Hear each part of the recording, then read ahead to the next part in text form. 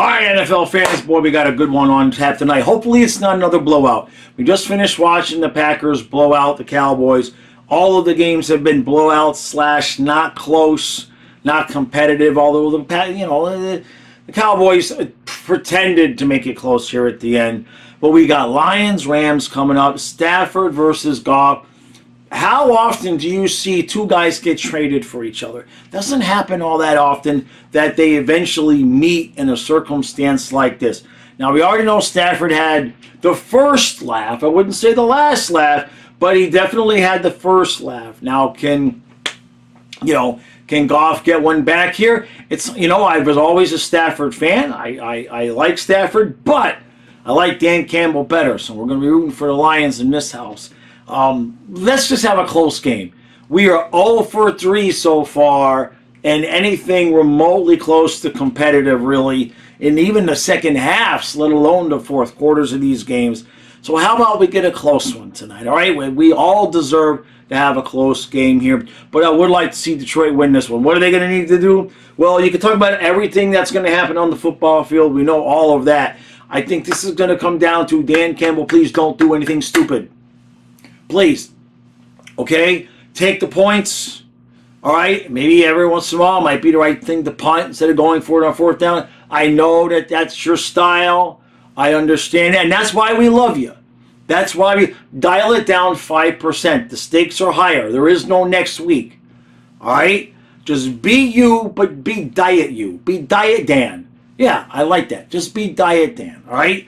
Make everybody proud. Packers and Lions advance. Wouldn't that be something spectacular? That's something we all want to see, right? Just like everybody wanted to see the Chiefs not advance, right? Right? And that's true, right? I might be biased as a Dolphin fan. Lions, let's do this.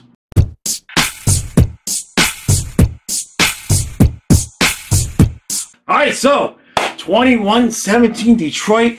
At the half, we finally have a good game going. This one is going to come down to whoever has the ball last, I would think. Back and forth, both. I mean, especially Stafford has made some great throws. Goff has made some good throws. He made one bad mistake, but it didn't cost him. And Detroit did get jobbed here a little bit. It'll be interesting to see if it plays into the end result. They were driving towards the end of the half here, and they were going for a 4th and 5, and the Rams defensive player jumped off sides.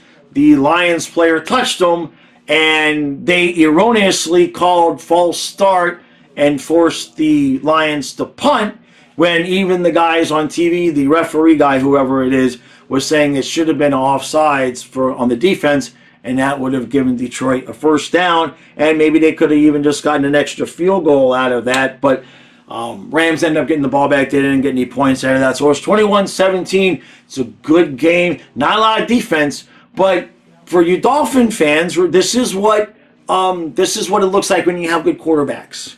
This is what quarterbacks who can win look like. Now, I know Goff hasn't, quote, well, technically, Goff hasn't, quote, won, right? But at the same point in time, well, I would trade Tua for, would you trade Tua for Goff? That's a decent question, right? That's a good question, because the knock on Goff is kind of the same thing. As I got something in my eye, the knock on Goff is kind of the same thing with Tua, that if you pressure him, he will make mistakes. And he did make a very Tua-esque mistake where he was getting sacked, and as he was going down, he tries to just like shovel pass backwards to the tight end, I guess, who was nowhere near ready to do it, and it ended up being a big loss, but they got out of it with big plays. So maybe we'll say the Stafford part. The Stafford part is definitely what a winning quarterback looks like. Goff has yet to prove that he can shine in these moments. So very kind of Tua-esque, but so far there's no defense. It's beautiful. This is going to be the game that we all waited for. It's been 3 blowouts. This one, let's see, it's 21-17 Detroit. Let's go with, let's see, that would be 42-45. Let's go with 45-44 Detroit as the final. That sounds about right.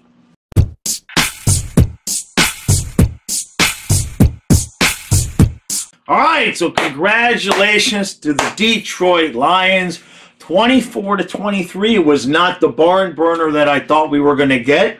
The only point scored the whole second half was 2 field goals by Detroit, and no, 1 by Detroit, 2 by the Rams. But Detroit gets their first playoff victory since 1992. So what that means is the NFL team with the longest playoff-less victory streak going on, the team that has went the longest time without winning a playoff game.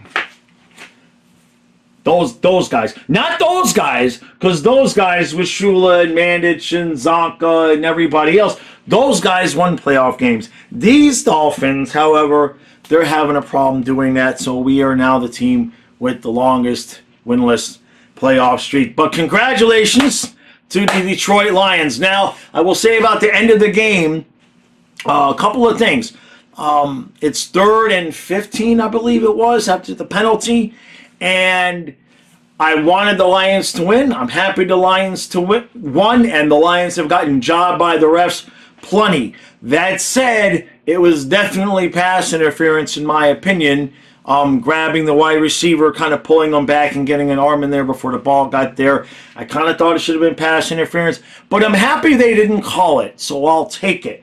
But if you're a Rams fan and you're complaining that it was pass interference, you have my empathy, you have my sympathy, but you also have a Super Bowl ring recently, and Dolphins don't, and the Lions don't, so we're going to stick together on that one. And then I was a little bit surprised that the Rams punted on 4th down instead of going for it. Your whole season's on the line, and if you don't get it and you give the Detroit Lions the ball back, if you can't stop them in 2 first downs anyway, it doesn't really matter. So I was really surprised that they punted the ball, left 4.5 minutes. And you see how it ended. It did not work out. I thought they should have gone for it. And I said it when it happens, but it's not hindsight. Matthew Stafford got some sort of injury. He came back and played, but you don't know what was going on there. I mean, he took a shot to the head. Well, kind of to the neck, shoulder. Then he hit his head on the turf. And then he got stepped on.